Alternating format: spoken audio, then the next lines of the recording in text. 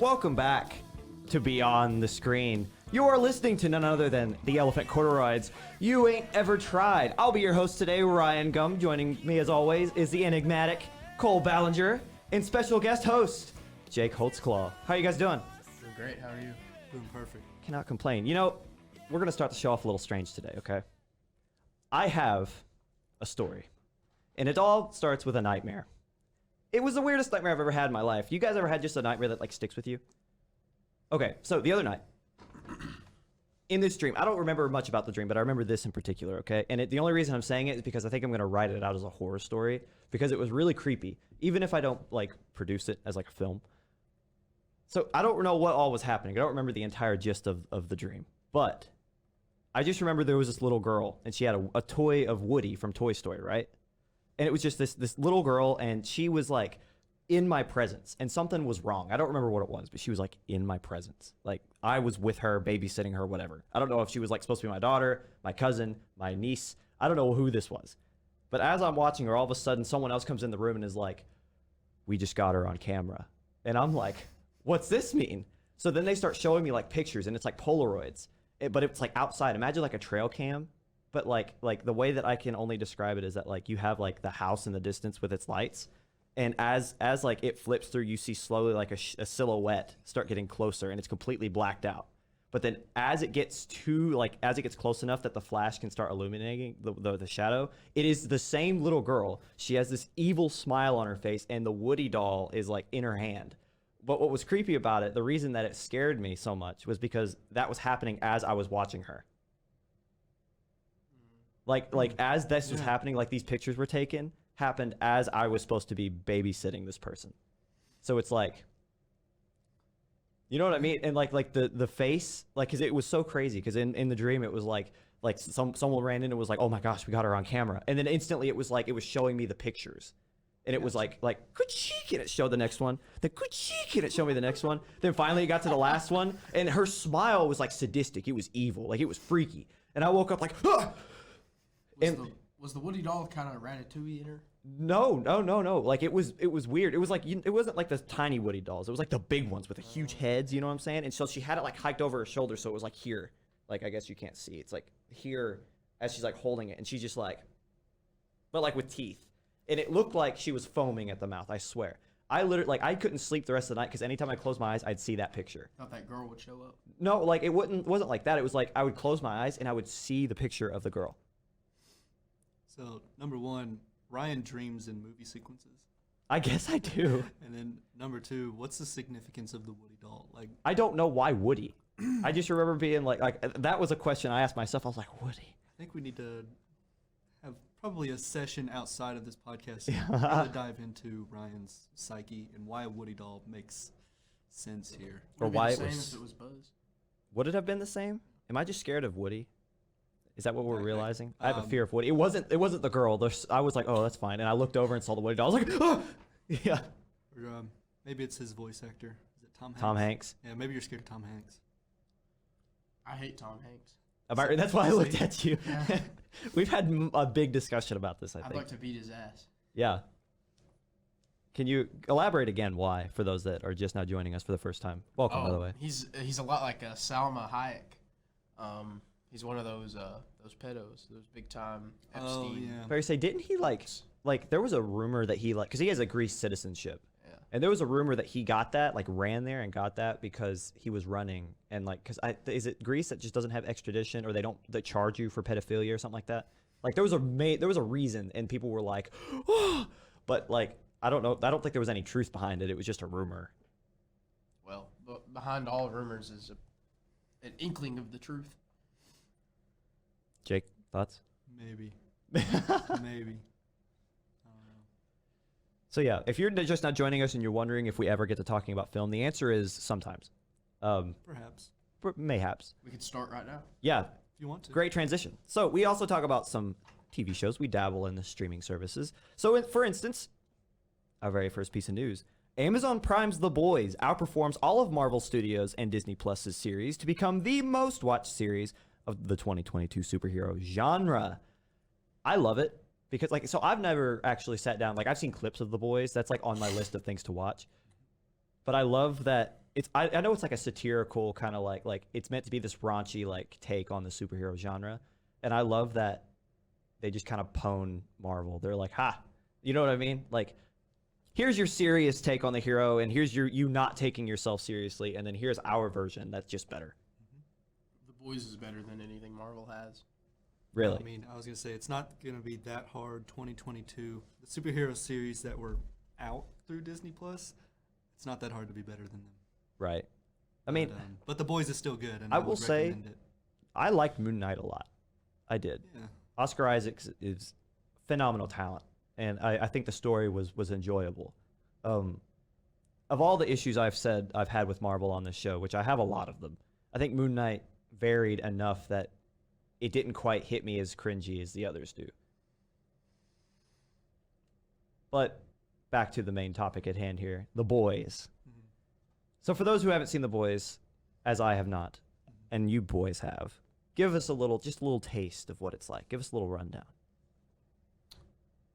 Well, I could say that, like you said, I guess it puts a spin on it, and so it's supposed to be, these are how the superheroes would be in like real life, and the world is nasty, raunchy place. People are getting into scandals. People are dying. Like, this is real world, and this is what it would be like if superheroes had these godlike powers and were able to get away with the things that happen.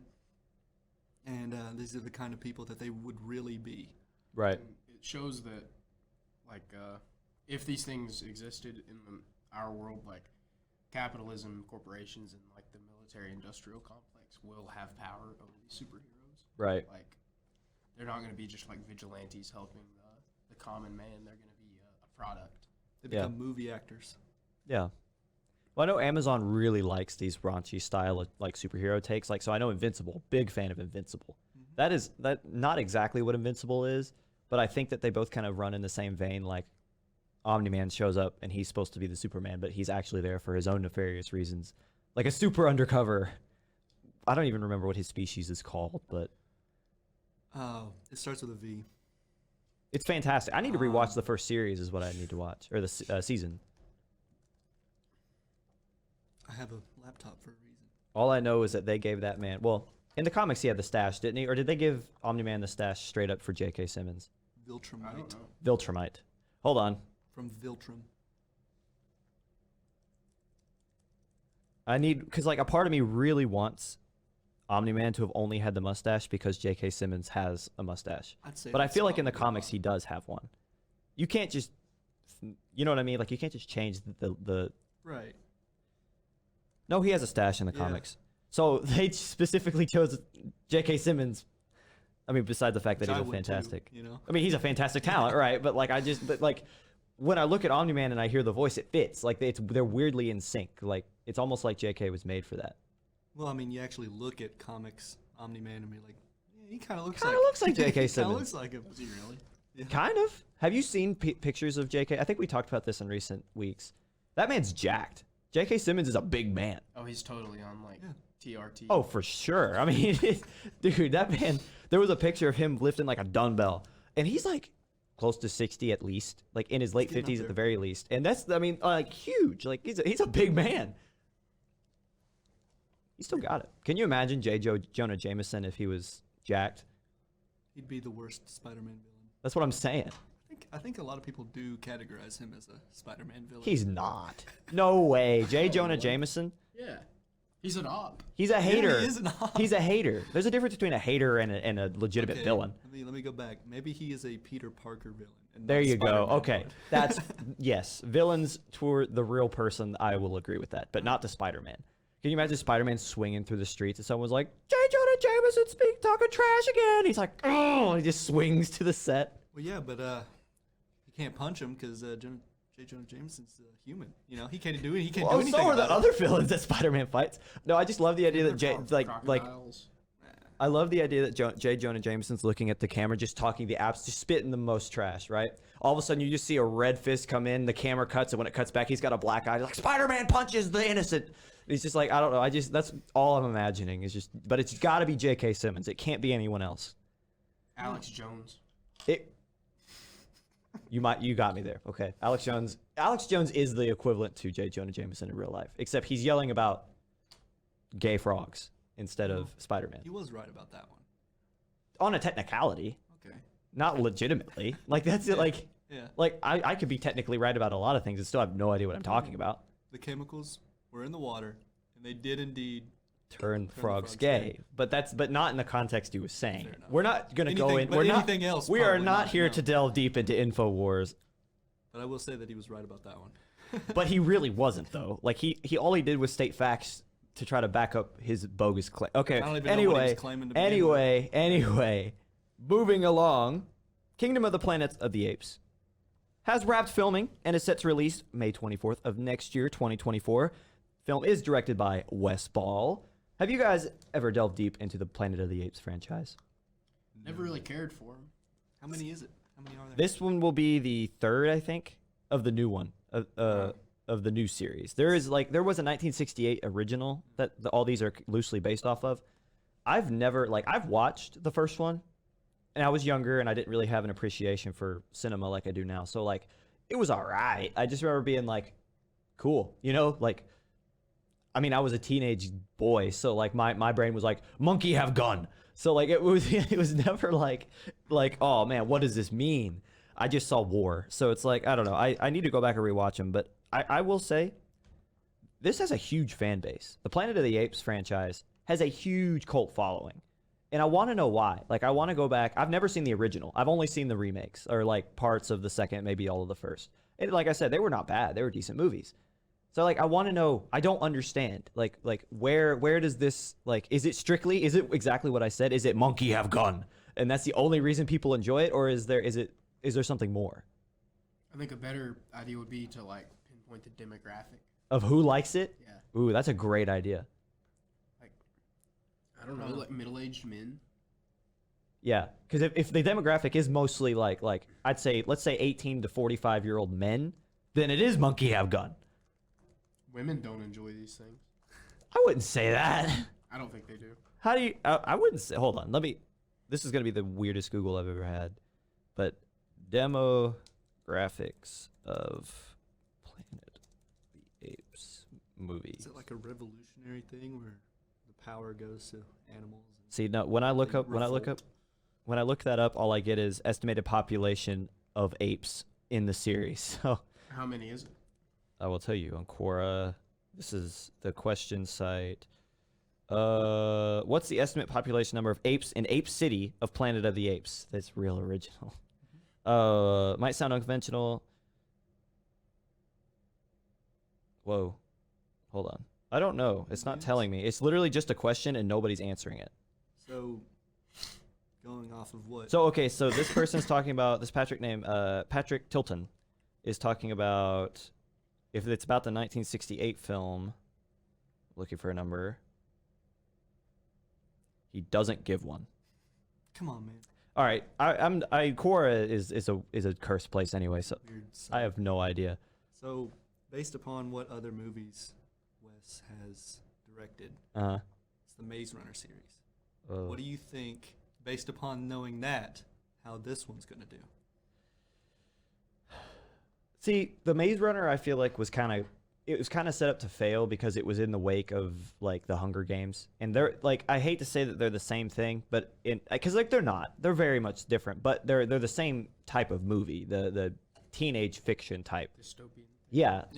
And so it's like if it didn't come right after or at the same time of the Hunger Games, I feel like it could have been really unique. And like, because they would have had like an unskewed view of what these movies should look like. But because they came out at the same time, everyone was like absolutely freaking out. Like, I love the Hunger Games movies. Everyone was freaking out about how they looked, and so I feel like they tried to capture that same, oh, we want that look that the Hunger Games has because that gets views. But the problem is that the Maze Runner, I think the books are very rich in story, but the movies were not as rich as the Hunger Games. So it was like you had the Hunger Games look, but it looked like they were just trying to copy that rather than make their own story because the story wasn't as good. So it's like, I think if you're asking me how I think that this one will be, I don't think that you can base Wes Ball's upcoming film off those because of the time it was made in.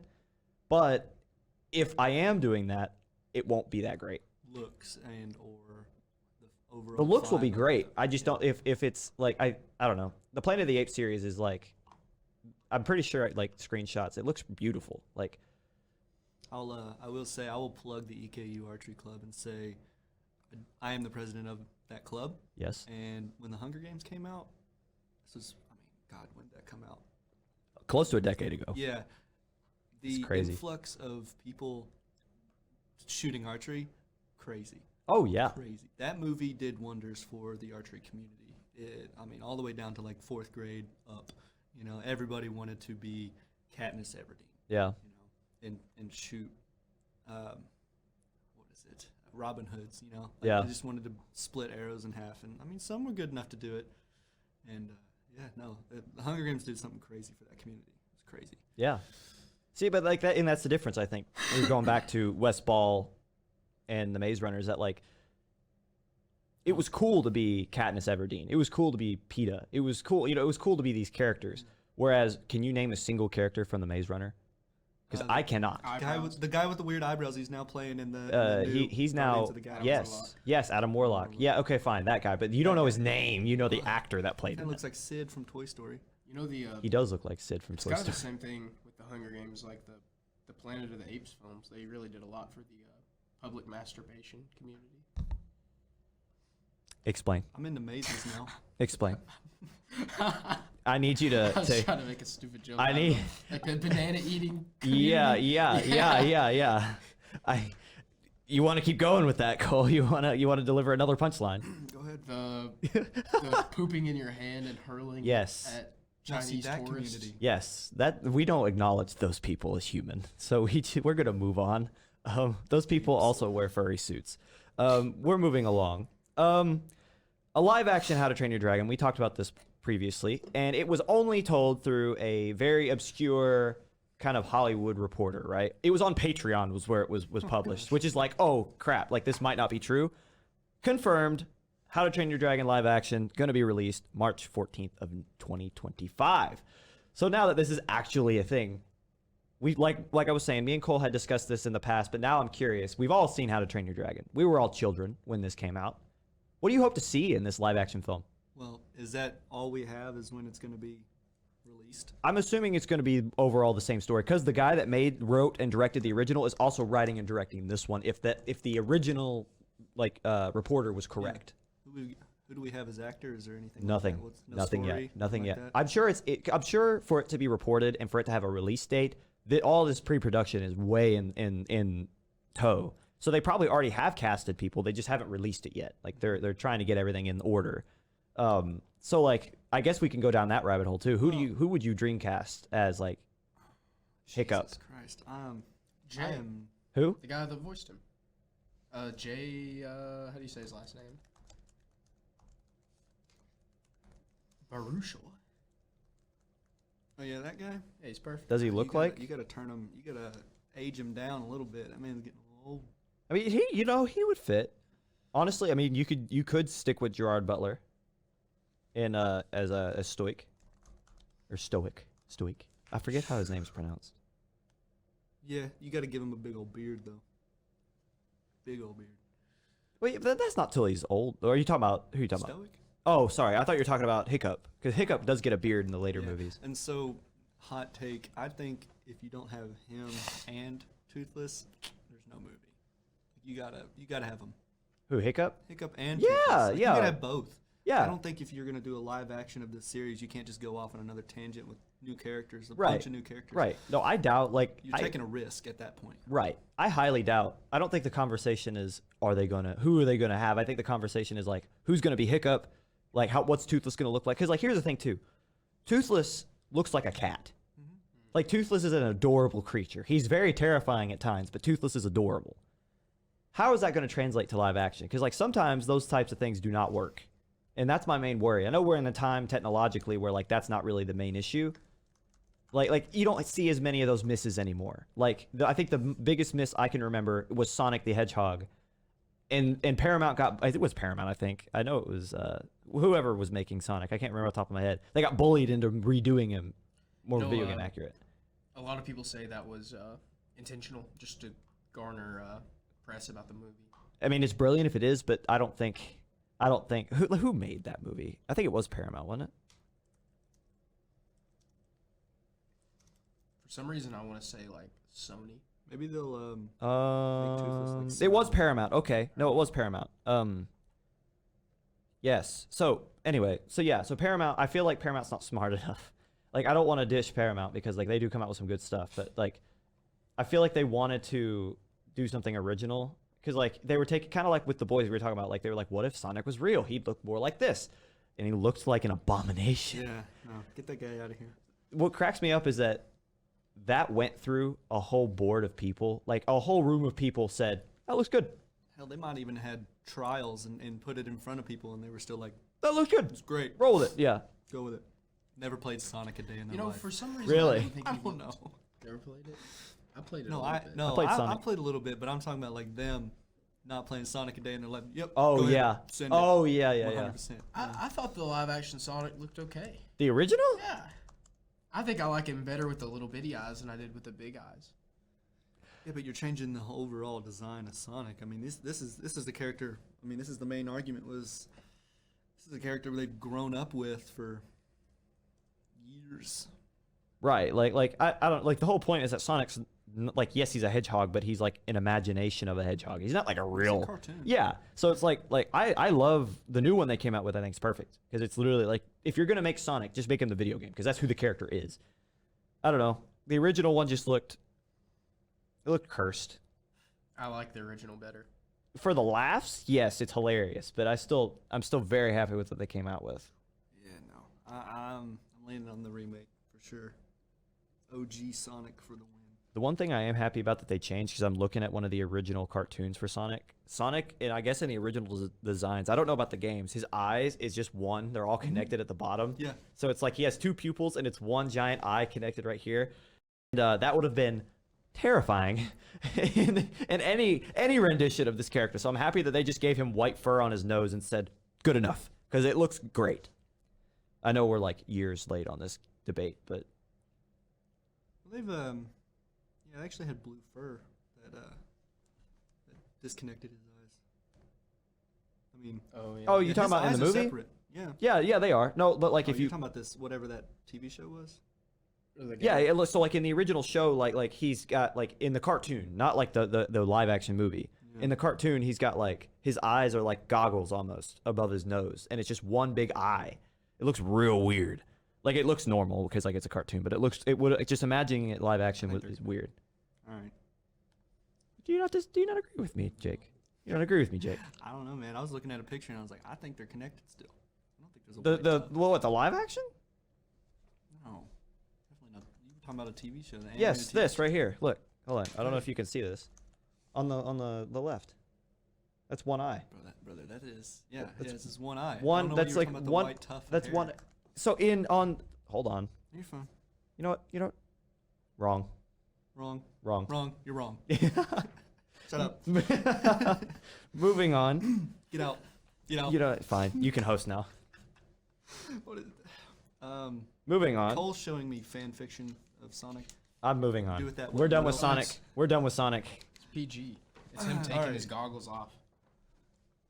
We're done with Did Sonic. you think I had one big eye or something? I Am Legend 2 is in development, with Will Smith set to return and star alongside of Michael B. Jordan. Akiva Goldsman is set to produce the sequel. What? What happened? I thought you were going to call me out on the pronunciation because I'm bad at pronunciation. Oh. Someone breathed real hard and I thought they were laughing. And I was waiting to defend myself because I'm pretty sure his name is Akiva. Anyway, the sequel will pick up in an alternate ending that will more closely follow the story in the original book by Richard Matheson. The film takes place decades after the original and is loosely inspired by The Last of Us. So, what is Michael B. Jordan doing? I don't know. I'm pretty sure at the end of the book I Am Legend, like I read it a long, long time ago, right? Like maybe a decade ago. Mm-hmm. And like I'm pretty sure the ending is like they're scared of him. Like the vampires and stuff are terrified of him Yeah. at the end of the book. But Like they didn't respect really him. Like they leave him alone. Yeah. Yeah. He's the monster. Yeah. Is that how it is in the movie? No, in the movie, has a weird he ending. doesn't he sacrifices himself, doesn't he? If I remember correctly, because like there's that scene where he's like oh, and like runs into the thing and it explodes. That's like, isn't that the ending of the original? Is that he? Hey, am I thinking of the wrong movie? I there's swear. another ending. There is that the alternate ending is the one that they're going with as the true ending now I've seen the to alternate have a ending. sequel. Yeah. Because the alternate ending was apparently more book accurate. Okay. And so the it's not like completely from what I understand, but segueing off of the alternate ending and making that canon, then the next story, the 2, is going to be more book accurate. Because I do not remember which one I saw, but I feel like it was the alternate ending, and it was like some kind of realization that these zombie vampires actually had feelings or something like that. Yeah. They understood each other towards the end, and something happened with that. But God, it's been so long. According to thedenofgeek.com, the book ends with a dying Neville realizing that, to the vampires, he is the boogeyman, the stuff of nightmares, as the vampires themselves were once to humans. Right. He will become a legend not because he's a great man, but because in his extinction he will be a cautionary tale and a mythical figure to a newly formed society. Yes. So is that the book? That's the book. So in the movie, in the end, Smith sacrifices himself after figuring out the cure, but still saves humanity by handing it off to a fellow survivor. That's what it was. So that's I remember so vividly that scene where like he runs into the vampire zombie thing, like screaming with a grenade or something, and it explodes. I swear that's I Am Legend. I could be thinking of a completely different movie. I haven't seen this movie in a long time, but I enjoy this film. And the thought that like I'm happy that they're changing the ending, because I love the Matheson version, the book. The idea that like these zombies aren't the villain, that he is. But like at the end of the day, he was just trying to survive too. But like I love the moral dilemma, because that's not really a quarrel you hear in zombie shows, movies, anything. Yeah. Like you always hear like the one line that's dropped in every zombie movie or every whatever, the same thing is, doesn't it feel weird to kill them because they were once human? Like that is always but like at the end of the day, they're not human anymore. They're dead. At the end of the day, it's not that funny, is it? But It's not, man. But like this with the Matheson, it's like they are people still in their own way. So it's like I like that a lot. My question is, who does Michael B. Jordan you can play? sell that story in a book, but will that sell in a cinematic, like I think it will. in a movie? Can you really have the main character, twist that story to him being the villain? I guess, would that sell? It's not a happy ending. So here's the thing. Hollywood's Sorry, all go about ahead, Cole. happy endings. Just how they're kind of retconning the ending of the first one. How will that play out as well? So you know how they had like the original ending and then an alternate ending that people saw? Yeah. They're just flipping them. So now the alternate ending is what was originally the canon ending, and the original alternate is now canon. I see. So like it doesn't take away from anything. They're just like, we need to find a way to make a sequel. Good thing we made an alternate ending more book accurate. Now we're just gonna like it was the biggest and easiest loophole that they did not mean to leave for themselves, but they did, and now it works. So they're going from that point on. Yes, they're like the sequel is essentially continuation of the alternate ending, rather than a continuation of the original, which I kind of like. Like I mean, once again, I don't think they did this on purpose. If they did, that is insane foresight by somebody. Be like, maybe we want to come back to this, so let's just just slide this in there. But Cole, you asked it. First I want to make the point, like Jake, you brought up a really good question. Will audiences take to that? I mean, it's so happy endings, like that's what sells. Right. Marvel profits off of that almost every single Marvel movie that they come out with. Well, no, Rogue One is my instant like that one ends on a not a bad note, but like people love Darth Vader, but like the fact that everyone dies, they win, but like that's a sad ending. Yeah. That one did really well, and two, but they win. Yeah, that is fact. But my main premise that I'm using as a counter argument is the premise of the unreliable narrator. People eat that up. The idea that the narrator itself is lying to you or is not is not quite who they seem, like that kind of twist that idea, or like maybe you're like the bad guy. Oh, I'm following the bad guy. Like that is something that people gravitate towards as well. So while I'm not calling Will Smith's character an unreliable narrator, the idea that he's not perfect and not necessarily a good guy, I don't think will devalue the sequel. I think people will still take to it, especially because like it's not like this is like 30 years down the line. This is what, 15? This is only 15, 16 years later where people still like think about this movie highly. And if people like the books, they're going to be more happy that it's book accurate. And I feel like, and I know we all dissect cinema a little bit differently than the average viewer. I'm pretty average, man. No, you're one of us. Not that we're any different from anyone else, but the point that I'm trying to make is that like we as in our degree, we're like kind of required to do this. Hot too. Yeah. So it's like, I think even the average viewer who just goes in and says, "I'm just here to waste 2 hours of Here to watch Will Smith smack yeah, somebody. the idea that he's like fighting through a moral quandary, I think, is still very enticing. I think that will sell. Plus, it's still Will Smith.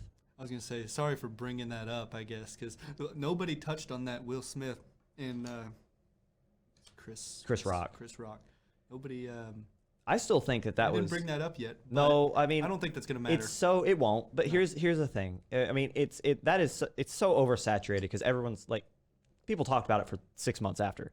It's almost a year now, and like, I don't think it matters that much anymore. no, it doesn't. But like, see, I still like, He still has a not band. gonna lie. Anytime I see anything Will Smith, I'm not really interested anymore. Like I know that that's bad, and it's not because of that, but it's like he almost tainted his reputation, for me anyway. Like I don't know. I'm pretty sure that that's like kind of a unpopular opinion, because it's still Will Smith, you know. But like, I don't know. I get he was talking about your wife, and like you got to stand up for it in some respect. But to go up and to smack a man for doing his job, like he's a stand-up comic. That is genuinely his job. And it wasn't even a joke that meant anything. No, like it literally, he was making a reference to a film at a film awards event that he is being paid to do stand up for. And you got up and smacked the guy. Like, I don't know. Like, and I just.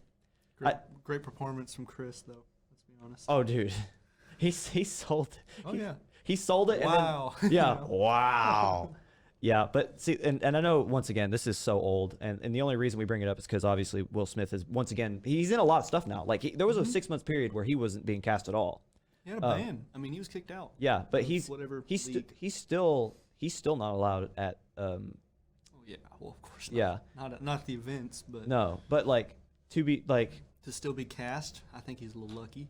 well, I mean, listen, to play devil's advocate, everyone makes a mistake. Like that was a pretty monumental one, like very calculated. Live TV. Yeah, cussing. but well, like he also stood up and walked onto a stage. Like it's not like it's still a mistake, and I feel like he should be forgiven for it, because he was just like, at the end of the day, he was defending his wife. Oh yeah. Whether she deserves it or not is a whole completely different story, because Jada Pinkett Smith be doing stuff that's just like, oh. But I'm a still firm believer that she told him to go up there. she probably did. I am a firm believer in that woman telling him, "Are you just gonna let him say that?" or whatever you want to Yeah. think she said. But I don't think Will Smith would have went up there Had she not have said something. Should she not? I'm pretty sure right before he did that, he was laughing. I'm pretty sure like Yeah, there's there's a clip videos, of him like being like, hi, and he looks over and she gives him the side eye and he's just like, oh. Yeah, and then I gotta go. Yeah. Stand up for my cheating wife. Well, the point, I think to ring it back in, I'm still going to watch I Am Legend too. Well, yeah. I'm very excited about it. I hope, I know I say that like what I just said earlier, like, man, I don't really watch many new Will Smith stuff because I still think of that and his reputation. Like, I'm just like, oh, whatever. But I hope that that people will still go out and watch these films that he's in because they're good. Not that I think anyone's really holding a grudge against that. But anyway, next piece of news. Super Bowl trailer. Oh, actually, I skipped one. Yes, I did. So Brendan Fraser Don't skip my man. is still open. Well, I'm sorry. I scrolled down too far. Come on. Brendan Fraser is still open to returning to DC Studios. He previously starred in Batgirl, the film that never was meant to be. Because they say it was bad, but then somebody else was like, "It's not bad, I swear." The people that made it are like, no, but everyone else around them, so like the executives in Warner Brothers, like James Gunn and Peter Safran are like hardcore, like, no, it was unviewable.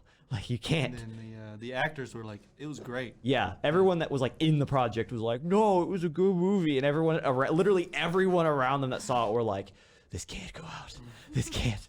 So, but regardless, Brendan Fraser, in both Doom Patrol, the HBO Max series, and of Batgirl fame, the movie that we never saw, says he still would return to DC if they offered him. So now I guess the question is, what role would you like to see Mr. Fraser in? That's a good one. I like Frazier. I like anything that he does. Except Doom Patrol. I couldn't get into Doom Patrol. I've never Doom Patrol. never tried to see it. It's a little cheesy. It's like a DC series on HBO Max. You Yeah. know, how good can it be? I think it also had a lower budget. It just really reminds me of the Flash and the Arrow series. Really? The That's CW verse? That's what it reminds me of. Weird. But that's my hot take on Doom Patrol. It's got a big fan base. Brendan Fraser is like old man Bane. Old man. That'd actually be kind of cool. Old Bane. I would. He's too nice to be Bane, though. Bane's got to be foreboding. He's a big guy. Like, Brendan Fraser's a big guy. Like, he could probably, like, physically, I want to he see could do him, it. I want to see him get back to, the mummy state. He also said he would do that. Yeah, I want to see him do, like, that's the ultimate redemption arc. Because, I mean, he did the whale, which is, I think was a hit. That was a great success. Yeah, Darren Aronofsky. Yeah, and so he's got it in him. I know he can act. You know, I Oh, love dude, he's a Fraser. brilliant talent. I just want to see him actually fully come back to when he left. You know, he Yeah. was this big macho guy. People had posters up in their room. I mean, girls had posters up of him in their Yeah. room, and then he fell off. Well, he got hurt, so he Well, did on all his top of he did. legal issues. Yeah, well, that was he never did. He was Right. proven to be innocent. Right. Yeah, What happened? He got explain his wife had accused him, or there were accusations of assault. assault of sexual nature or just assault. And then he had somebody sexually assault him, was I think Yeah. what it was. And then nobody believed him or something like Yeah. that. And then they ostracized him for it, like Big Hollywood or what, you know, Yeah. Big Hollywood. He got blacklisted. Blacklisted because he accused some bigwig of sexually assaulting him. And he just fell off from there. Nobody On top of the fact that he was being accused. Yes. Or I think that he accused first because he actually was assaulted, and then the counter effect was someone accused him, So and then he got blacklisted. But then It's a because sad he's story. oh yeah, it's horrible. And plus like I was watching this, like, it was like a report on him or something. He did all his own stunts, and he like jacked his stuff Yeah. up. Like he Yeah. hurt his back really bad, so like he can't do like stunts like that anymore. So like on top of the fact that he's hurt, he's assaulted, gets accused of assaulting somebody, and then is blacklisted from Hollywood. So like the return of Brendan Fraser is just And so that was why I said is like I know it's a physical attribution, but I really want to see him get back into shape and be in a role that he can perform and look really, really good in. Yeah. And I mean, like I said, The Whale's really good. However, it's a drama. I want to see him in an action movie. I want to see if he still has it in him. He's an old man. I mean, yeah, fair enough. I mean, even if he is old, I mean, Doom Patrol is action, but he's in a robot suit, and I think it's somebody else. He's just voicing the guy. yeah. No, you're right. He's not. I don't think he's physically the character. He might be. He might be in the suit, but I don't think he is. I think he's just the voice actor for He was character. for a little bit, but then he turns into the robot character, Yeah, and that yeah. then it's another guy. It's the reverse Vision. It's where the Paul Bettany voiced Jarvis and then Yeah. physically became Vision. The other It's way around. yeah, for Brendan Fraser, he was physically the character, and then the character turned into a robot, and then he voice acted him. So He was also George of the Jungle. Yep, yes, he was. yes. Back in the day, Brendan Fraser would have been a good Superman. Back when he was fit, like, and he was young, could have been a great Superman, I think. He had a very nice looking physique in Yeah. the Mummy movies. But he Great just looking guy. you give him that little curl, and he has a Superman look. Like, he might not have been the best Superman, but he would have fit the mold very well. He was in Looney Tunes Back in Action. Yes, I watched that film as a kid a lot. I love that movie. It's a good film. Like, it's corny. It doesn't have Mike Myers in it. He's the villain, I think. Yeah, I think so. Yeah, the Martian, Marvin the Martian, is working for Mike Myers. He's hilarious. Yeah, Marvin. Like, it's genuinely a funny. Steve Martin's in it. Yeah. Hold on, let me make sure. I want to make sure that it is who I'm thinking. And we're like 10, 15, 20 years out of the golden age of like half live action and half animated movies. Gosh, I know, man. I Roger love Rabbit was different. for sure, man, for sure. No, it was just Steve Martin. I don't know why I thought Steve Martin was the villain. I don't know why I thought Mike Myers. That's, Well, he kind of got that look to him. And I mean, they're completely different people. Mike Myers could have played it. in though. the in the film, the reason I look back and thought Mike Myers is because like he's got like the long hair and the glasses, and he's or Steve Martin is, and he's like scrunch up his face, and Yeah. I just think of like I don't know, Austin Powers. Yeah, well, Mike Myers played a character in Amsterdam that kind of reminded me of that, and so I could see it. Whatever Yeah. his character was, selling the glass eyes, Yes, like that character kind of mimics that guy, and so I could see it. Steve Martin does great in that film in Looney Tunes Back in Action. It's hilarious. That's such a dumb film to be like breaking down because it's Looney Tunes, but Brendan Fraser was good in that. 2003. Yeah, honestly, yeah. Apparently, Timothy Dalton, James Bond, Yes, is in the movie. yes, he's Brendan Fraser's dad. Oh, is he? Yes. So what's hilarious? The reason that whole story gets kicked off is because Timothy Dalton, he's a spy, and that's how the whole thing gets kickstarted. He's like, son, because Brendan Fraser plays a down and out actor, and he's like, son, you must do this. You're now the spy, and Brendan Fraser's like, oh my gosh, no way. Foreshadowing. Yeah, it's so funny. 007, literally, it's so good. I mean, were you guys the ones talking about the new James Bond being Aaron Taylor Johnson? We touch on talked. that? Yeah, it was a very. So that was like I really like it's a that. theory. It's not like proven. It's not been confirmed. It's just like someone said that Aaron Taylor Johnson is the lead at MGM to play 007. I don't think he has the look. I think he's got it. I think Henry Cavill has the look. Yeah. Henry Cavill, no, he's too. I like Henry Cavill. Like he would have made a good 007 about a decade ago. I don't think he's got the acting. There's an acting personality, and so he does great as Superman.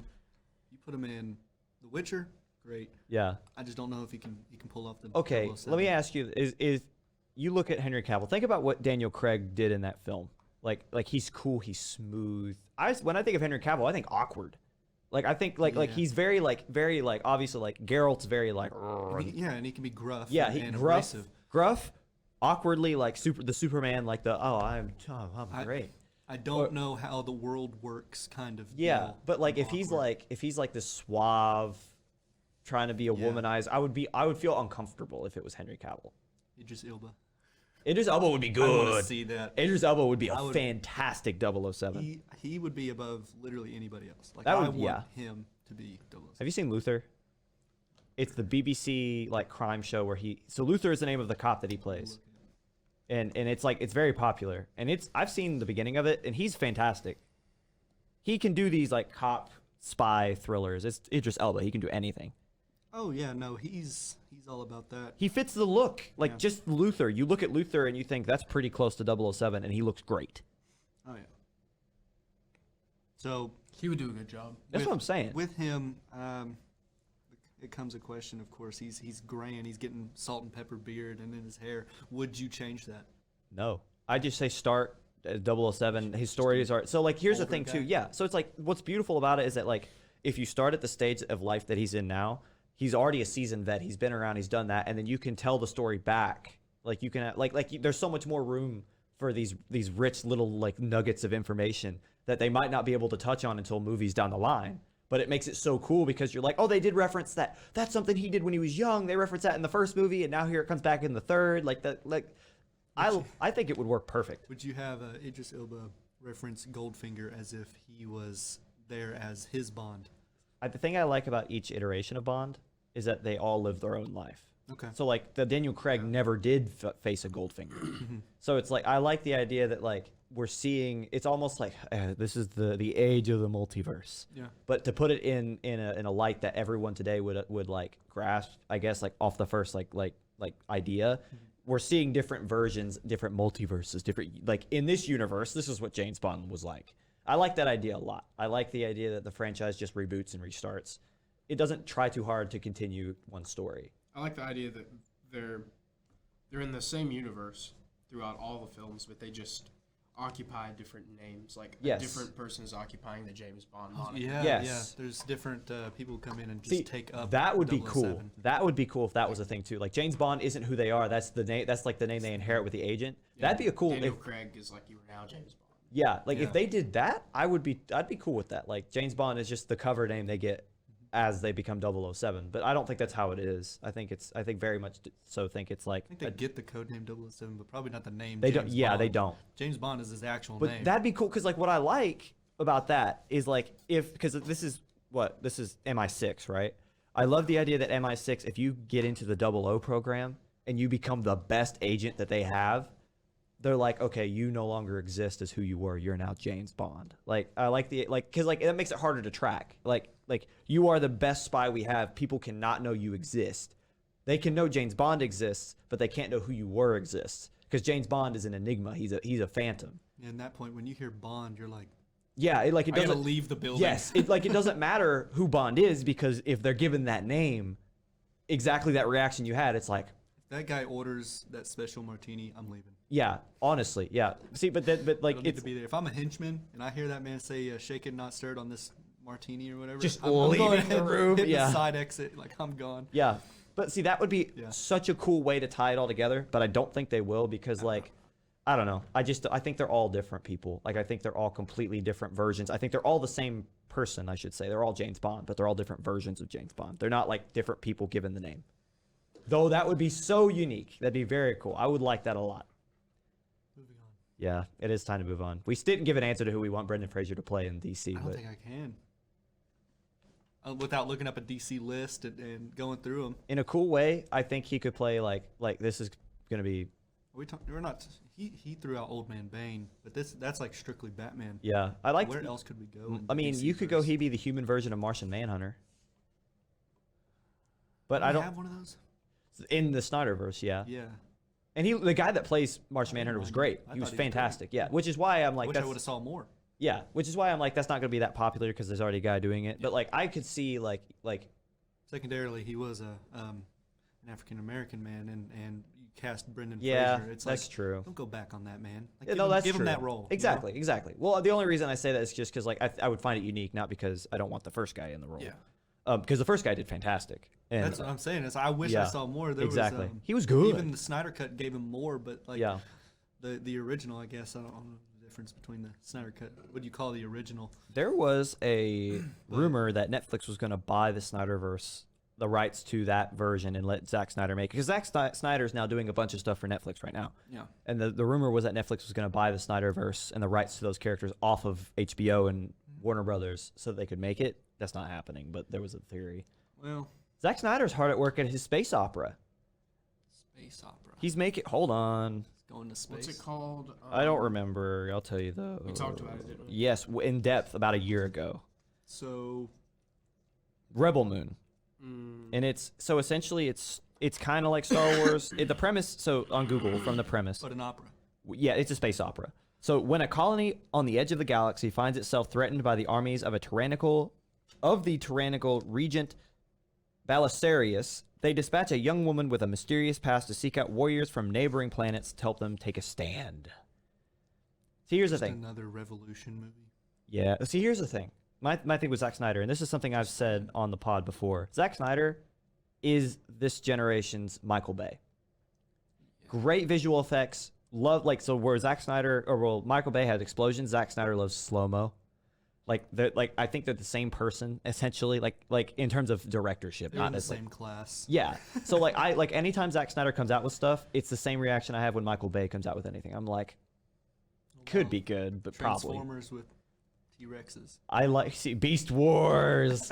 I'm a Transformers nerd. That was you know how everyone's got like that one movie. Guilty pleasure movie. Not just that, but the movie that when they were a kid, they were like, oh my gosh, this is what makes me want. The yeah. original Transformers was one of those for me. I watched it and I was like, I got to do stuff like this. As like a 7-year-old.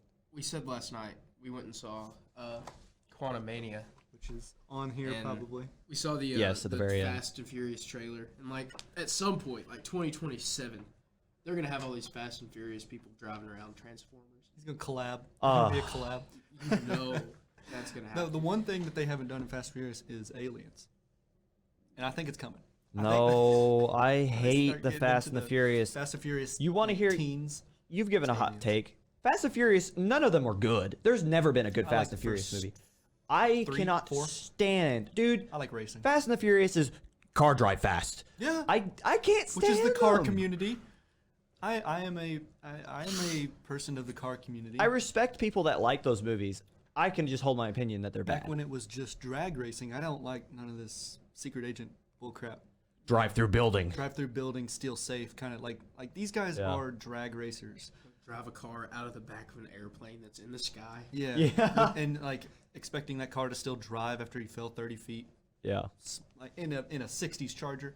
Yeah. But I think I lost all faith in the Fast and Furious film. I was in the 8th grade, and I think it was Fast 8 was coming out, and it's where like there was a scene where a building was falling, and they were driving through the building, and they like drove through the window. that was in like Dubai. Yeah, With something like that. That was a new car that they debuted through that movie. Same as like Transformers doing the new Camaro. Yeah. That was like revolutionary. Sorry, the car community. They dropped the 2010 Camaro SS through Transformers movie. Oh, really? So Joe was talking about buying that 2002 Camaro. Joe's a whatever. friend of ours, by the way. Hello, Joe. They stopped like production of the Camaro for several years, and then they dropped it with Transformers. That's pretty cool. So everybody got to see this bright yellow with black stripes Camaro. When he went and scanned that new one, Yeah. and he pulls up, that was like, That was mind brand blown new. for car community. And I Yeah. was like, oh wow, the Camaro's back, kind of deal. Yeah. Well, I remember after that happened, I saw Camaros all the time. Like after the Transformers, the second one especially. That one came out in 2010 or 10, I believe. After that point, I was about 10, 11, 12 years old. There were yellow Camaros everywhere. Oh yeah, and it's so iconic that you see one, you're like, Bumblebee. Bumblebee. Yeah. That's Is that- that's what you do. Is there another example of a car or a product at that think like it was, is featured in a movie? Well, the Fast and Furious one was Lycan. I just remembered. I think it was like a Lycan. I think that was the name. I feel like they do that a lot in the later Lycan Transformers. Motor Hypersport. Yeah, Lycan Hypersport is what they drove out of the building. That car was in Forza, video games. Yeah. But I think it was a Fast and Furious like debut, kind of bring it to light that this car exists. It's just like Yeah. a one-off by this company. But yeah, there's probably more examples of that, but this is the main ones I can remember. So we are running a little long. Yeah, I we're believe getting that. close. So I'm gonna skip through the next few quickly. So the Super Bowl this past weekend. Did not watch it. I was watching this podcast. Well, appreciate you. Thank you. I think it was Look- better look than at the that. Super Look at Bowl. us. Look at us. Look at us, Cole. Getting some viewership during the Super Bowl. Anyway, they dropped a lot of stuff, obviously, trailers, movie trailers, all that sorts of things. Of in which Indiana Jones 5, The Flash, Super Mario Brothers, Transformers, Rise of the Beast, Creed 3, and some more. I'm curious, for those that saw it or saw it after the Super Bowl, did you have a favorite and why? I thought the Flash trailer with Michael Keaton was interesting. Yeah. I love the Michael Keaton Batman movies, the two. Yes. And I thought seeing Affleck's Batman and Keaton like in one movie, that'll be interesting. Yeah. And like, you know that I'm a huge, big, like a massive Ezra Miller fan. Yeah. So I'm excited to see. Even the after Flash. all the controversy. I wasn't that big of a fan before. It's because of the controversy. It's because of it. Yeah. It's because of all Him that. in Perks of Being a Wallflower. He's fantastic yeah. in that film. It's so He's a good talent.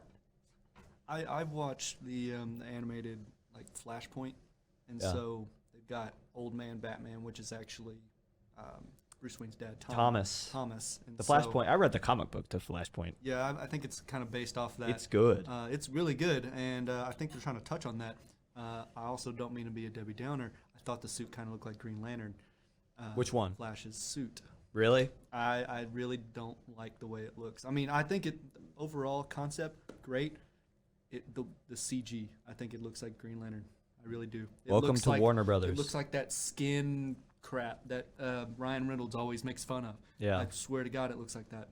I think the coolest me. part, I loved Supergirl. Yeah, that's a So different take. that is a direct like that scene where like Michael Keaton pops up and he releases her and you see her in the gown. That is a direct Easter egg callback to an animated. I think it's a comic book too, but it was Superman that did that in the original story. It was Clark Kent, and he was like, but when he was found, he's skinny and decrepit because They kept him in a he was red sun yes. He was found in Kansas by the government instead of instead of his parents, and the government was like super baby, and so they put him in exactly a red sunroom, and he never was let out until Batman let him out.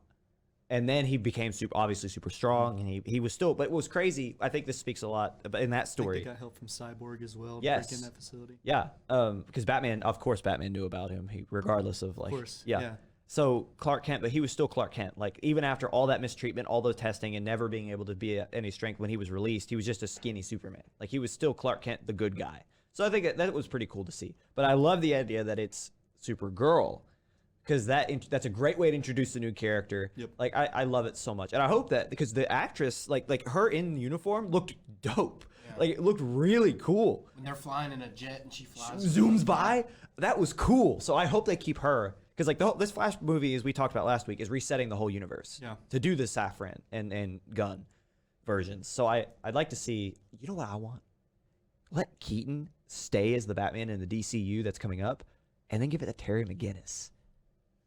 Don't make me look up. Batman Beyond. That guy? Yes, Batman. We've never seen a live action Batman Beyond. We have not. Let Michael Keaton hand the cowl over to Batman Beyond, Terry McGinnis. Who would you cast? I don't know. But Terry McGinnis is much Tom more. Holland? Yeah, Tom Holland. Yeah, Chris Pratt. Oh, man, come on. Timothy Chalamet, Oh no. Batista. The thing about Terry McGinnis is that he's much more talkative. Like he's Yeah. Batman with a personality. So it's like I like that a lot. I want to see something new. I don't want to just see another while I love Batman, I love Bruce Wayne as a character. Seen it too much. Bring back Michael Keaton, give him his last hurrah. Like You've got to have that old figure. If you bring in McGinnis, you have to have Yes. that old Batman. yes. If Christian Bale is in the Flash movie, Christian Bale, I'd flip if Christian Bale popped up. I'd He'll be never like, return to the get him role. out of there. Christian Bale never returned to the role unless Nolan. He said he would do it again if Nolan said he would. And Nolan is like, nah, he's done with Warner Brothers as a company. He hopped over to Universal. What's he doing now? Nolan? he's making Oppenheimer. that. Yeah, for Universal. Well, after Oppenheimer, right? I have no idea. Wasn't he making? I think a biopic of some sort? Another one? We'll look it up. I don't know. But Keep anyway, going. my favorite, yeah, we do need to get going. My favorite, I love the Super Mario's trailer because it featured the old 1990s, like Brooklyn live action Mario show, like their theme song. That was pretty cool. But the Flash trailer, I was not impressed by the Indiana Jones 5 trailer, not gonna lie. I just hope that Harrison Ford is happy because I know he craps on Star Wars and doesn't like Yeah. what he did there. And then I did hear that he liked doing Indiana Jones. He's been defending 5 real hard because it got review bombed by the initial people that watched it. It got kind of trashed on, and he was defending it hard. I don't know. The scene where he's on a horse in the trailer. Yeah. There's like this big like America parade happening. Yeah. Do you remember that? Yeah. Yeah, that looks We saw good, it. doesn't it? Yeah, no, it's gonna look great. I just don't know. I mean, you start getting into Indiana Jones 5. You start getting into the 5th rendition Yeah. of the story. It's like, okay, Harrison Ford has flat out said that the character Indiana Jones dies with him. fair enough. Honestly, yeah, I agree. Just do not, if you want to keep that universe going, like Phoebe, what's her last name? She's in the film. Bridge Waller, whatever her name is. I'm mad that I can't remember her name because she's fantastic. Just have her pick up and continue the story as the granddaughter or whatever her character is. I'm pretty sure she's Harrison Ford's. the- What or- about Shia the LaBeouf? sister-in-law or whatever. Shia LaBeouf's character was good, daughter-in-law. but the Crystal Skull was What's his name? Like Buster or something? something, yeah. There was something Mutt? It did happen in the in the 1940s. trailer. He's like, I don't believe in magic or something, but I do believe something. Blah blah blah. And it's like, okay, but you've literally proved that aliens Yeah, exist in exists. prior Yeah, movies. yeah. Why is magic a stretch Yeah. for you now? Because alien technology was doing all that crap in that last movie Yeah. at the very end. It's like They open the skull and I it's like, draw- "Ah!" I Yeah. draw the line at magic. There's magic in every one of the movies. I know. Well, I mean, yeah, some guy Dude, was still in the his first heart one was he still beating. in the first one he genuinely finds like a relic from the Bible. Like he Yes. like souls and all yeah, that crap. he's like the first thing he does in the series is he's like biblical like what did he find? He found the literal Ark of the Covenant. yes, the Ark of the Covenant. He literally finds that and it proves everything's real from the Bible and he's like magic's not real. What? I do not. Well, he doesn't believe in magic. Oh my That was gosh. the words he used, was it not? Yeah. In It the was. trailer. And then, but I do believe So if you believe hypocritical. hard enough or something like So that. hypocritical for Indiana Jones. And the second one was like completely like not secular because it was like religious stuff, but in Temple of Doom, it's like cryptic magic. Oh yeah. Yeah. Yeah. Like magic. Yeah. Like they. It's been cursed. And the Yeah. totems or whatever he Yeah. had to steal back for the village, it killed all their crops, and he brought it back, and they grew again. Yeah. Like, how are you gonna say that's not magic? Yeah. You know. The gems or whatever they were. I'm Yeah, not sure big what they were. rocks. Yeah. So moving on, and I'm gonna run through this one quickly. I only put it in here because I'm excited for it. There's a new trailer for a Sam Raimi produced film called 65, starring Adam Driver. The synopsis: after a catastrophic crash on an unknown planet, pilot Pilot Mills quickly discovers he's actually stranded on Earth 65 million years ago. Now with only one chance at a rescue, Mills and the only other survivor, Koa, I can't see because Cole, your name is blocking the thing. Can you move your cursor, please? Thank you. Koa must make their way across an unknown terrain riddled with dangerous prehistoric creatures. Sorry, we're on Google Docs, and he pressed right at the end of it, and his name just blocked half the sentence I was trying to read. The movie looks great. The trailer's trailer's good. cool, yeah. Yeah. Looks great. I don't know how they're gonna sell that. I really want to know how they made it backwards in time rather than it was Yeah. a spaceship.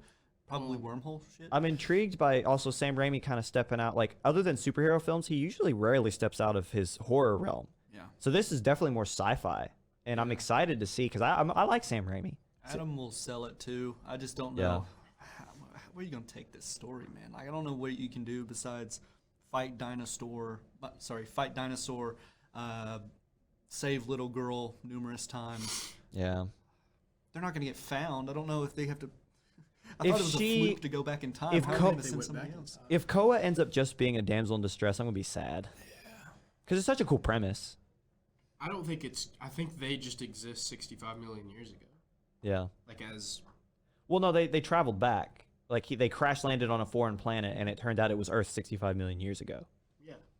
But I don't think they time wasn't- travel. I think they just existed 65 million years ago. Like they're not humans. They're not from Earth. You don't think so? You think that'll be kind of the twist? That's kind of what I thought. Like I thought they were just. So they're like, not they're played by originally from actors. Earth. They just Think they're from Earth? 65 million years ago. They're aliens landing on Earth. Yeah. So are you saying that this is the start of humanity? Is what we're seeing? Koa and this character Mills no, is Adam and Don't go into Eve. that. No, Well, that's 65 million years ago.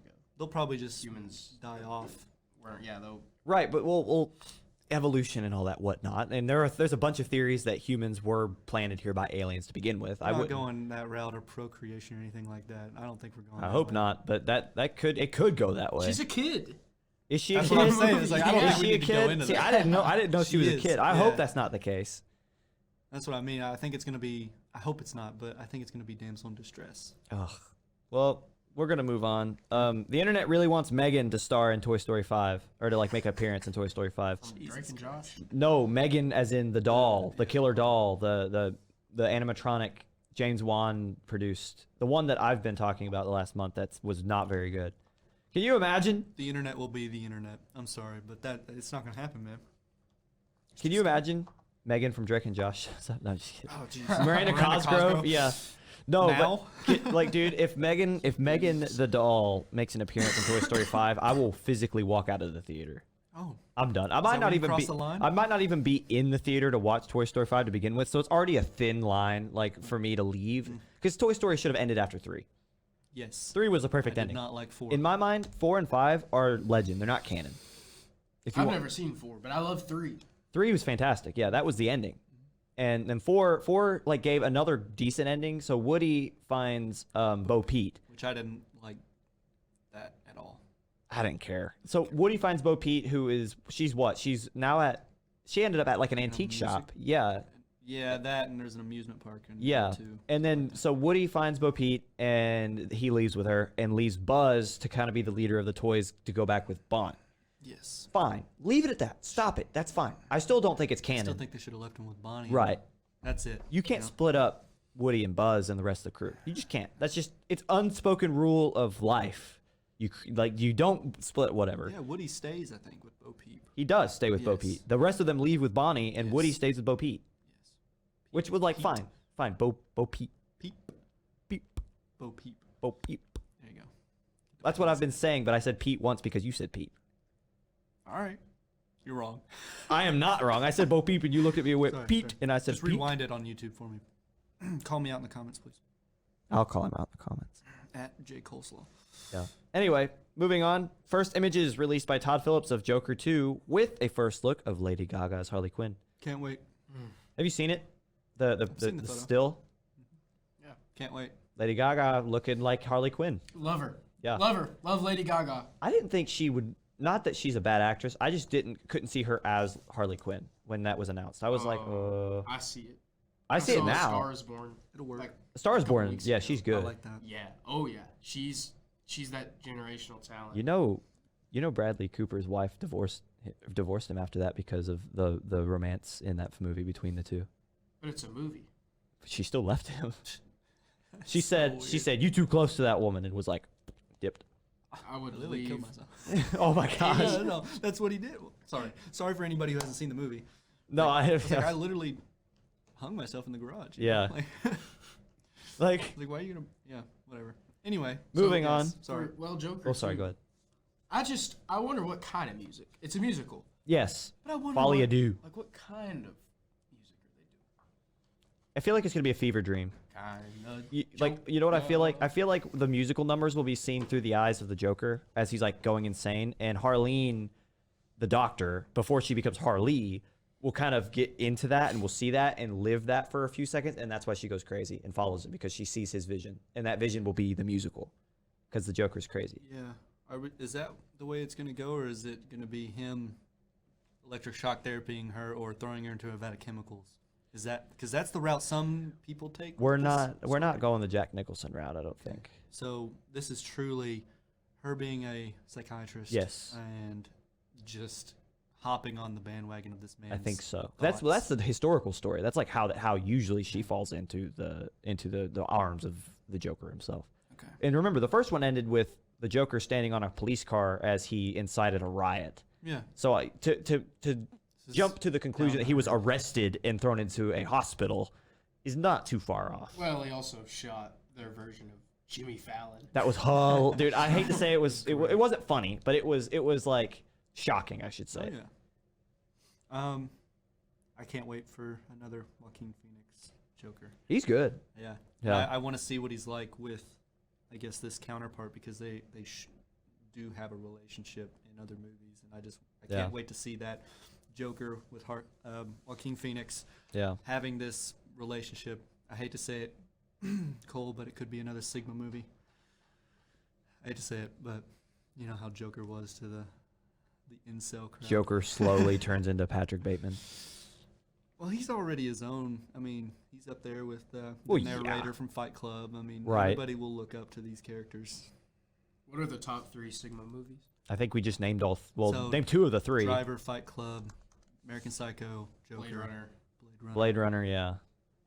There's a list. Did you say Driver or Taxi Driver?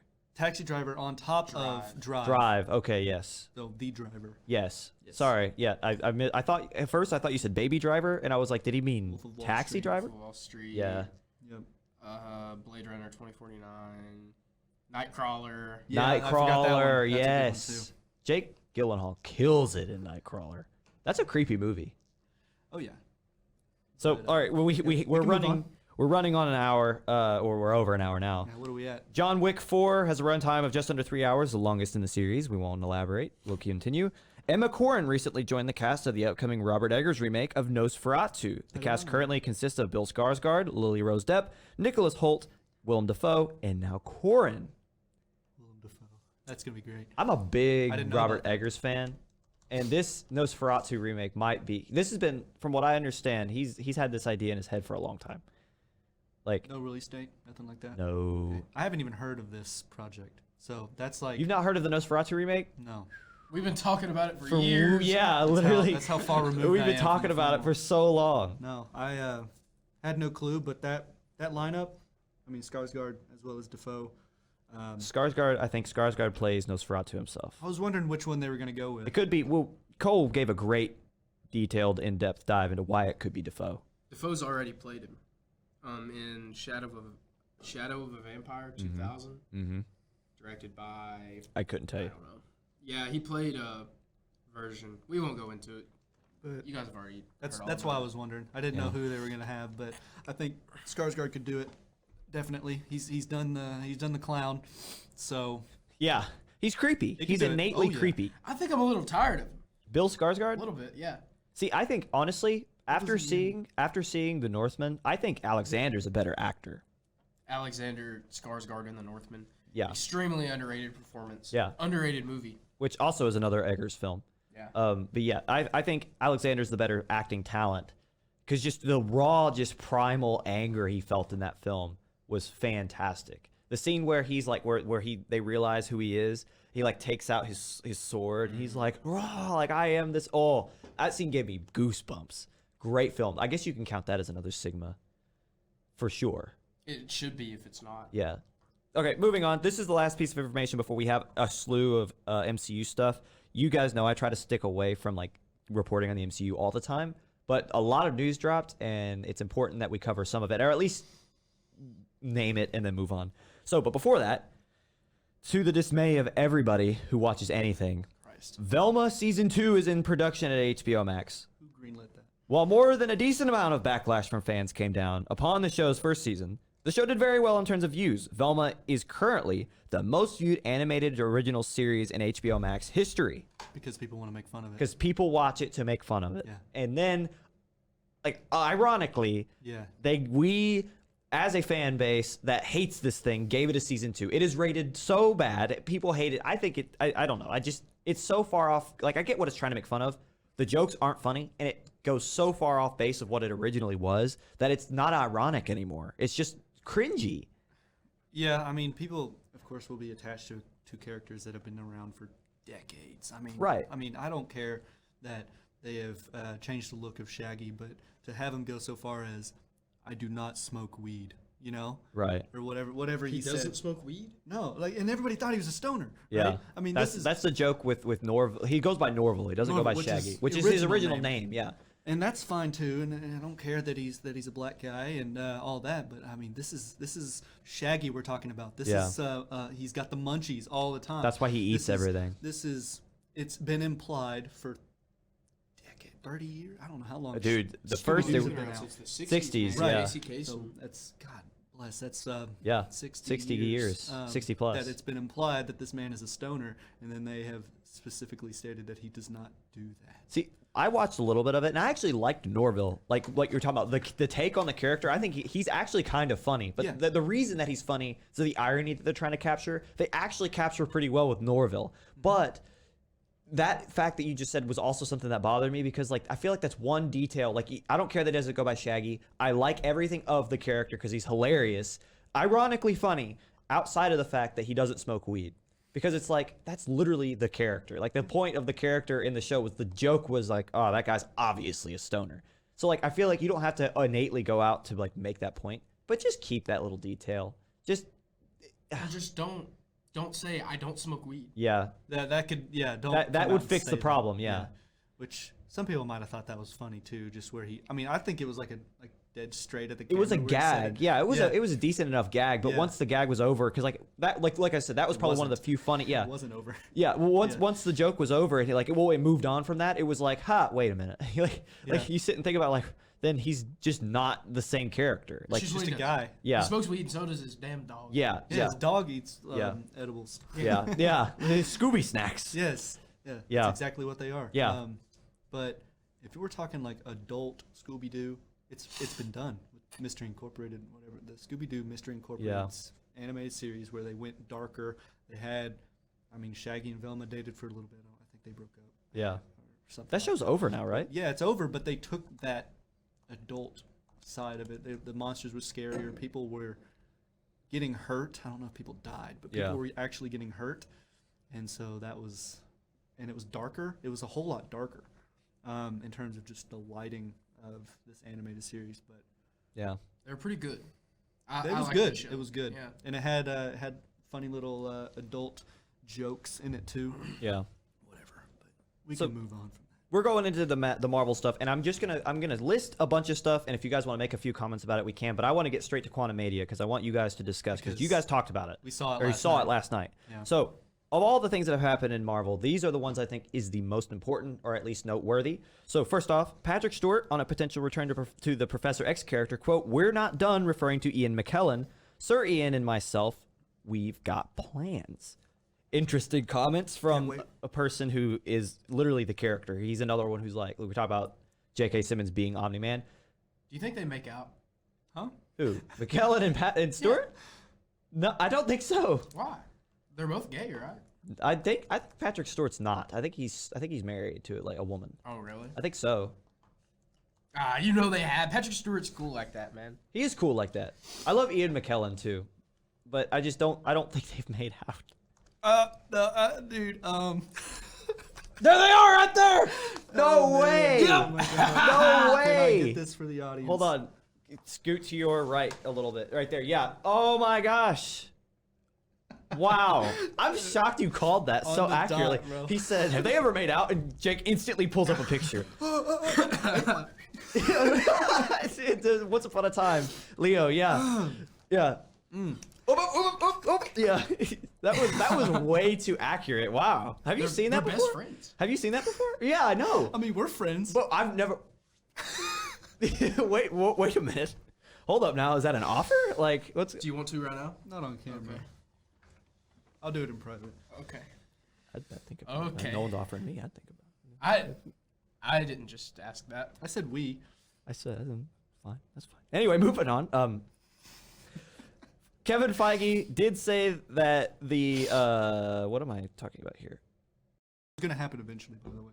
Somebody offering to kiss somebody on this. Oh, podcast. Quantumania. Okay, yeah. So sorry, I'm gonna go skip into this that. because I'm going back to Quantumania here in a second. Captain America 4, starring Anthony Mackie, set to start filming in March, says Mackie in an interview. Thunderbolt Ross in Captain America 4, played by Harrison Ford, is confirmed by Kevin Feige to be the President of the United States. Isn't he also going to be Red Hulk? Yes. Yeah. So I don't know how much more power you can give to a character before he's ever even made his debut. The president, so he has like yeah. political power. Yeah, and he's literally Red Hulk. Kevin Feige also said, speaking, I guess this was a really long interview, and on the Fantastic Four, quote, "We plan on that, the Fantastic Four, being a big pillar of the MCU going forward, just the way they've been in the comics for 50 or 60 years. So the Fantastic Four is going to be a huge piece of information, plot point for every Marvel movie coming up after they debut, from what I can understand. I hope it goes well. Feige also confirmed that Deadpool 3 will be rated R, and there are photos of Hugh Jackman training again, and he is once again a hunk. And they've confirmed that he was going to be in the movie anyway. Who? But Jackman? yeah. Yeah. No, that's not why I bring this up. I Yeah. bring it up just because there were pictures Because of you him like just being talking about- huge. Buff guys. He loves it, don't he? I guess, man. I guess, dude. It's ironic that this is like twice in the episode because this is not my plan. But like, listen, bro. Well, I brought up Frasier's buffness, but See, you did this, yes. So I you did did that two one. of the three. I brought two. You brought one. We've talked. Yeah. So come on, man. Hugh Help out. Jackman's looking like Wolverine again was the point. Not be that he's big, but he's looking like Wolverine again. But yes, if we're gonna go down that route, Hugh Jackman is a beefcake. He's looking like a big man. Yeah. Moving on, the next Spider-Man film with Tom Holland is currently in the works. We all knew that was coming, but here she is. It's the one franchise that I can't live without. If they, Spider-Man? If they cancel it or end it, I'm You out. cry. Yeah, no, I'm gonna kill myself. Yeah. I hope you don't do that. I definitely need something, at least one more after what they left us with Yeah. nobody knowing him and he's living in this small apartment. This is the Spider-Man that we Yeah. all knew. This is him hard on his luck. He's probably going to start taking photos for J. Jonah Jameson. He's going to be the actual friendly Spider- neighborhood Spider-Man. Yes, and that Street is- level. Yes. I want that movie, and I could care less about what comes after it. He's going to interact with like Daredevil, But we and need- that has I me hope so. excited. Again, I should say that has me excited. Huh? Kingpin. Kingpin, yes. Yes. I love the idea that he's going to have these small town like neighborhood interactions. I love when Daredevil. Daredevil. Daredevil gets on the screen. I love every time he's there. He's cool. Even when he's a lawyer. I love it. He's cool. I love it. Yeah, he's like one of my favorites. We have quite a few deleted scenes out from Spider-Man No Way Home. Yeah. Daredevil scenes. Yeah. They didn't put in. So we're finally at Ant-Man. And so first off, Best for last. Kevin Feige says that Ant-Man connects to the greater MCU better than any film or any project since Endgame. So I don't know. You guys can say whether Connects or in not that's what for. way? I don't know. That's all he said was that it connects to the greater MCU. But also, Ant-Man 3 is only the second MCU film with a quote rotten score from Rotten Tomatoes. It currently clocks in at a 52% on Rotten Tomatoes. The only MCU film that is currently worse is The Eternals, which is at a 47. Quantumania is good. It's one of the better ones, I think. See, anyone that's not Rotten Tomatoes has given it 4 out of 5 stars, 3.5, like decent reviews. I'd give it 3. You give it 3? Like 3 is that's still a good score. It's all right. I Yeah. give it a 7 out of 10. 7 out of 10. Yeah, 6.5, 7 out of 10. Like, Yeah. so maybe not one of the better ones, but like, So that's technically There's- 3.5 out of 5. okay, 3.5. We're all I in mean, that. I'm just saying, You that's two are like- on the same level. Yeah. Yeah. Okay. But you two who have seen it, I've got a different take than he does. Give the so I'll let rundown. him go first. yes. No, you go first. You got to do the rundown. Don't spoil it, but Okay. Kang. Janet, who is Ant-Man's like father-in-law, she had been in the quantum realm for like 30 years, and then she comes back, right? Mhm. And this takes place prior to the beginning of the movie. Yes. She comes back and she just tells him there's nothing in the quantum realm. She's like, yeah, it's just a place Big barren secret. of anything. But turns out she lied really. There's a lot in the quantum realm in this place between space and time that's like kind of separate from the quantum realm. That's where she was for 30 years. Yeah. And so what happens was she's lost down there, and then it's kind of alluded to throughout the whole movie, like these events are teased. But what happened was a time traveler crash lands right next to where Janet is posted up, and her and this time traveler. He says that he's a scientist. They work to fix his ship, and he says, "Oh, this ship will take me anywhere in space and time." And when they got done with the ship, they've charged this core after years and years and years of working to create like machines and stuff in this like pretty much on the moon with nothing. Like, Yeah, they're doing what they can with whatever they have there, and it's like. but they're both foreign. geniuses. Oh, they're both geniuses. It's like, it's if I put you, God, where in the rainforest or whatever, and you have to recharge futuristic technology with what you have. That's what they were doing. Yeah. Yeah. They're using like the juices of alien creatures to like conduct electricity. Like this is science level genius stuff, and Yeah. they do it. So they fix the ship, and when they're putting the core in, she touches the ship, and then It's connected to his mind. It's connected to his mind. Yeah. Ooh. She touches it, and she sees the visions of Kang the Conqueror. Kang the Conqueror, destroying worlds and blowing up planets. Timelines, not just Ti- worlds. Timelines. Yeah. Ooh, interesting. Murder of trillions. Yes. And that scene, That was crazy. it's the best scene in the movie. When you actually see like what Kang is truly capable of. Yeah. So she blows up the core of his ship, right? So he's still trapped in this area between space and time.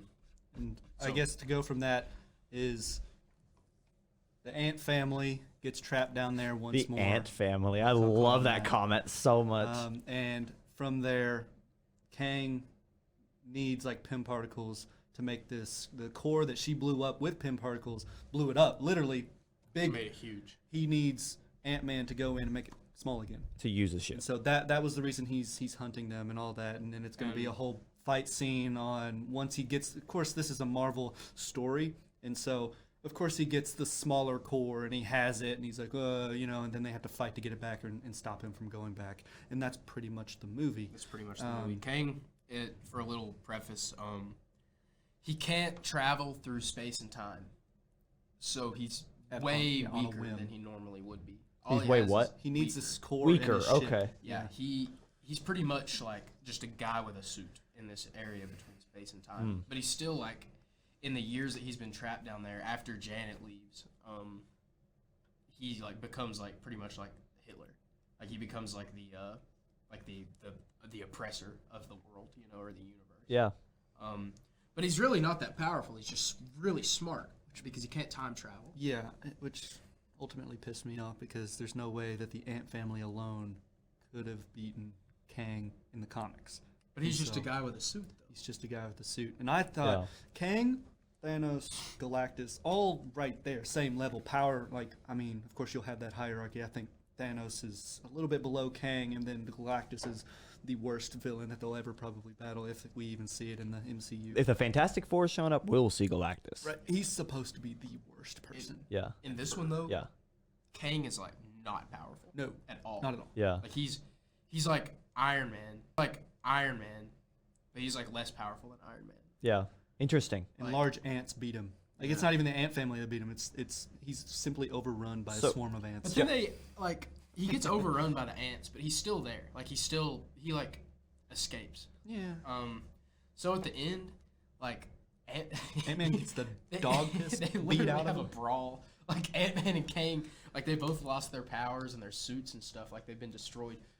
So they're just in a fist fight. Dukes. And this is something I tried to say to you when all the cinematic music and then punches were landing. I was like, I'm pretty sure Ant-Man doesn't know hand-to-hand combat. Like he can hold his own, I guess, a little bit. He was trained. but Hank Pym's daughter was trained. I'm pretty sure that Pym taught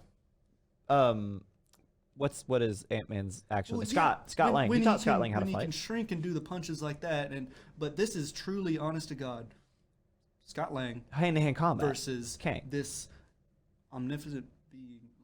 Sorry, I might have mispronounced it, but he's smart, really smart. He's battled thousands of Avengers. He knows how to fight without using his powers. Yeah. And Scott Lang's still like kind of, he doesn't beat him or anything. Like Kang for sure wins the fight. Yeah. Like, He he gets him washes the down. floor. Yeah. There's But, two like- or three punches, and Kang's back down on the floor. He was on the floor 3 or 4 times. Yeah, like, Got back up. He let him get back up. Who? Kang let him get back up. Interesting. Yeah. out of hubris. I mean, he's Yeah. covered in blood. Yeah. so Crazy. I have number Anyway. one. Well, I have a few questions, but first, Go ahead. you talk about Funny that you call Kang like an Iron Man like esque, because Jonathan Majors flat out said in an interview he'd love to see what he wants is Robert Downey Jr. to come back as a variant of Iron Man and them fight. So what would that look like in your eyes? I mean, if Kang could time travel, then he has no chance. Like Iron Man has 0 chance of beating him. Mm-hmm. But I mean, Iron Man would just kill him in like 5 seconds if he could have. So there's time no travel. legit way that they could fight.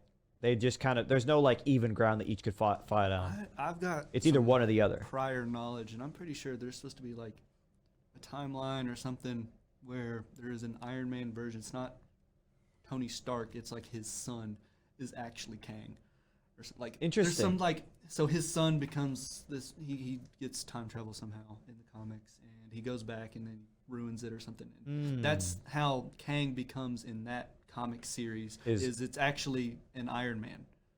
It's Stark technology that gives Kang the ability to do that. It was given to and him. Then he becomes all powerful and has future tech and all that crap. Yeah. But I don't think it's Stark tech anymore Yeah. at that point. But yeah, It starts it's as Stark tech. It's a Iron Man version of Kang, pretty much. Another side note.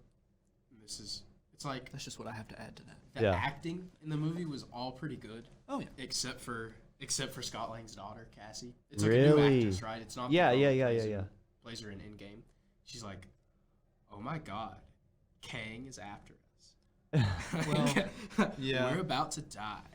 And it's also, I mean, the whole like, what's she talking about with the homeless people getting? There's a riot or like a peaceful riot, and I mean, of course, it's gonna have to tie back to real world events and Homeless stuff people. like that. They're not homeless.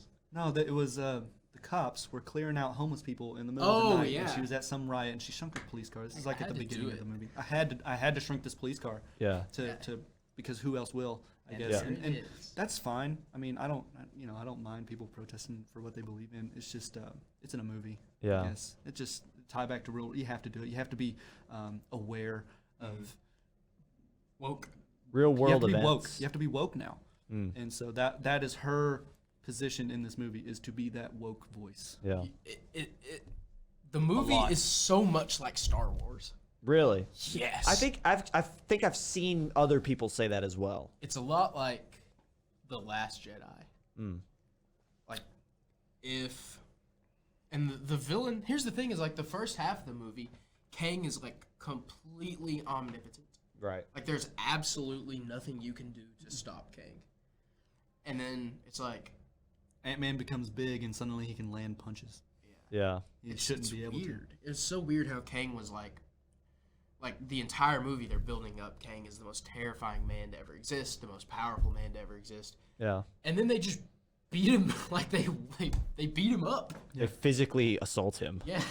I mean, he's got force fields and Ant-Man just goes straight through him. I Yeah. mean, it's like once Ant-Man becomes big, nobody like he's taken so many blasts of energy from ships and stuff. He's just a big guy. Which, Yeah. that's probably science, but as soon as Ant-Man becomes big, he lands as several. I mean, he's got Kang in his hand, which Yeah.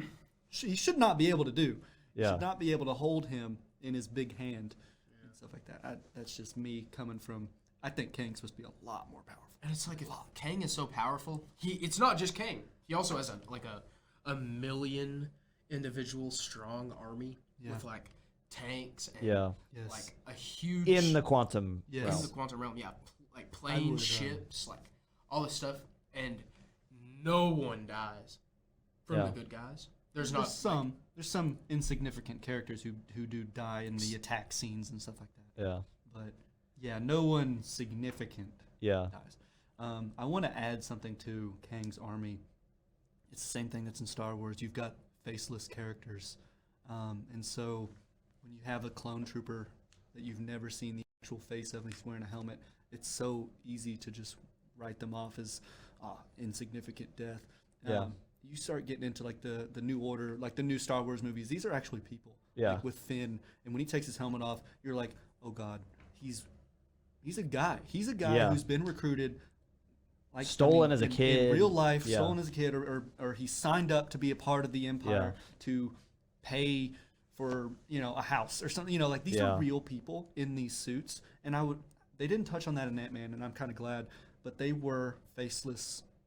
It was a faceless army. They all had Yeah. helmets, and They were also like, if you killed one, they just like turned into like blue. that was dust. actually just the leader of the Revolution sword, because they weren't doing that. Anybody else other than her was she was making people into goo. Yeah. But that was like her special sword. Nobody else was really, when they killed somebody, they just died. Yeah. But in the quantum realm, I don't think Kang had just this large robot army, and these are definitely people in Yeah. these suits. And that's fine. Don't touch on that. But I love that idea. Like you have to touch on that because Star Wars That they're did it. human. They're human. Yeah. Well, quantum realm people. Whatever. Not They're necessarily, living but they beings are with living their own beings. soul and life. Yes, and who work for Kang probably for whatever reason to live in his empire and not be killed. Yeah. Like Which is a good enough reason, honestly. good If an enough reason. omnipotent being come up to you and was like, "You fight for me And and you so- live," it's yes. probably a good enough reason to Yes. say, "Fine, I'll And join up." so, being as woke as the Ant family was trying to be, Right. still killing these faceless guards.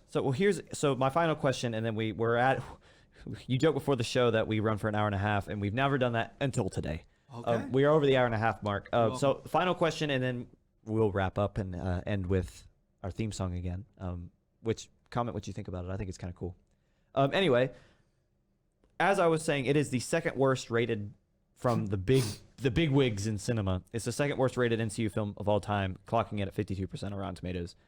Why? What's the audience score? Why? I don't know. I didn't look at the audience score. I was just trying. What I was wanting to comment was like, why would someone like a Rotten Tomatoes rate it low? Because Kang gets killed by the freaking Ant family. Is that it? Do you think Yeah. that's the only reason? It's got I an 80. think so. He's not.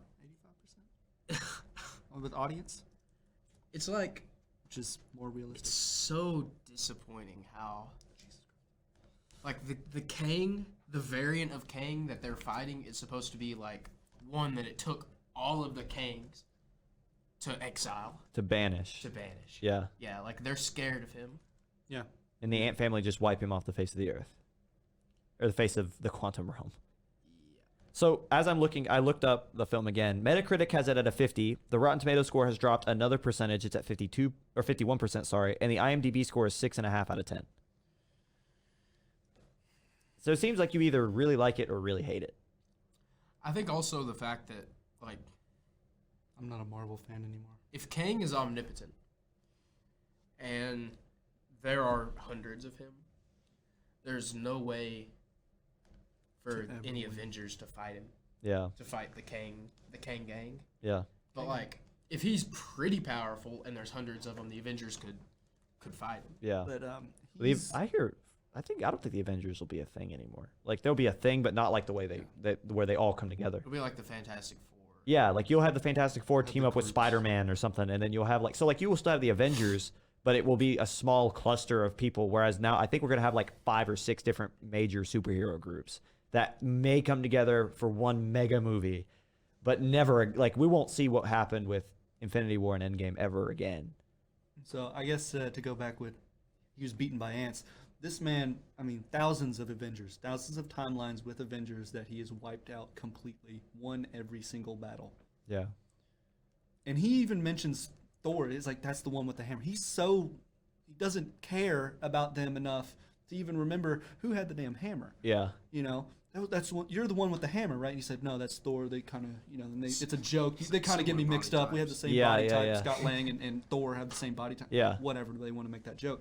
That was a pretty good joke. But to the point where you forget who has a hammer. Yeah. Sorry to cuss. No, it's okay. Oh, you can bleep it. And then the I ant apologize. family and their army of giant ants. Yeah. Yeah, anyway. And then he gets beaten but he beat Thor several thousands of times. Yeah. And he can't do that. He can't beat some ants. Literally force fields and ants. Oh, you know what we didn't say? MODOK makes an appearance. I don't know if you know who I've that is. seen, if it's what I've seen, like the clips, he looks disgusting. Like Well, he he's looks supposed to. okay. I mean, it is definitely he doesn't look comic book. You know what he looks like? If he looks like, was it Mr. Electric in Shark Boy and Lava Girl? that's if what it that's looks what like. he looks like, Yeah. then like, ugh. It's so stupid though at the end of the movie. Like I hate to spoil it, but I heard a bidding. Was that me? We got emails. it's like Cassie, like they like beat MODOK Yeah. or whatever, and then like he's laying there, and she's like, She high roads him. She virtue signals that yeah, man. she's like, don't be a dick. Yeah. And he's like, I'm not a dick anymore. And then he goes and attacks Kang for zero reason, just because some girl told him Did to not be a dick. I'm not gonna ask that. Does he die? Actually, I'm gonna ask that. He's not supposed to, but yeah, I think he died. Yeah. he died. Because there's like a heart monitor or something on his chest, whatever the design was, and it does flatline. But there's so many like anime series and things like that where MODOK is like, he will just keep coming back. Yeah. Regardless of what you do. Like he clones himself or something. I don't know what he does. The previous version of MODOK had Pat Oswalt voicing him on a Hulu like take on the character. Like it's not like he shows up in another show. The show is MODOK. Like it is a MODOK show with Pat Oswalt and his family, which is weird. But yeah, He also voiced Remy the Rat. yes, he did. Yeah. I was Ratatouille. pleasantly surprised. I did not know MODOK was going to be in this film, and I was kind of happy to see him just because he's a comic book guy. And you haven't seen him. You haven't seen him in the No, MCU not at all. At all. Yeah. And so I'm a comic guy, you know. Yeah. I'll The MODOK is hilarious. I think yeah. he's funny. and he is. I mean that his name is literally, you know, the whatever killer. Yeah. You know, the best, or he's literally made to do it, to kill. Let me look up the I forget what MODOK stands for. Machine. Only- design. Machine of death or murder. Is that what it? Only for killing. Oh yeah. Oh wait, hold on. Something like that. Yeah, mental or mobile mechanized organism designed only for killing. Only for killing. Okay. Yes. Yeah, and then Scott Lang makes that joke where wouldn't it be MODOK Yeah. because of the F? MODOK has a lot of screen time in the movie. That's surprising. Once they introduce him, he's like the science guy for Kang. And so Interesting. he's So he's there. Cool. So But it's like, But Cassie ultimately beats him on her own. So you know the villain in Ant-Man, the original Ant-Man? Yeah. It's him. yeah. Is it He's MODOK. what? Yes, that was a weird tie. I don't mind it. No, they did kill him off, so I do mind it now. Yeah, they banish him to the quantum realm, and Kang turns him in. They banish him to the quantum realm in the first movie. Well, I wouldn't Yes. say banished, but that's well, how they he defeats him. they send him to an infinite shrinking. Yeah. Well, that is how you get to the quantum realm. You're right. Yeah. You infinitely shrink Yes. and you're there. And We so didn't know that at the time. He was saved actually by Kang, and with his little arms and little legs, and he's just a big head. And that's what ultimately happened to him when Scott Lang beat him. You know, because you saw him, it was grotesque. Yeah. I was surprised they put it in the movie to have him, his arm completely go into his body, and he's you know, doing this stuff, and then he gone. Yeah. Well, So that's this is how why he becomes this big head in a chair. Interesting. Well, with that, we're getting close to 2 hours, and so yeah. it's time to end the show. Any final thoughts, fellas? We're gonna see some. I really have faith that that Kang and the Council of Kangs Yeah. will be a wonderful. They'll be like some of the best MCU properties in the future. You know, in like 2025 when the Kang Dynasty comes out. Yeah. But they could have done it a lot better. Yeah. Jake? Yeah, they need to make Kang more powerful. Definitely. 100%. And then I hope they don't do the same with Galactus. He should be the world eater that he's supposed to be. Yeah. And with that, it's the end of the show as you hear the music slowly fade in. Yeah. Thank Great you song. guys for watching Beyond the Screen. We'll catch you guys next week.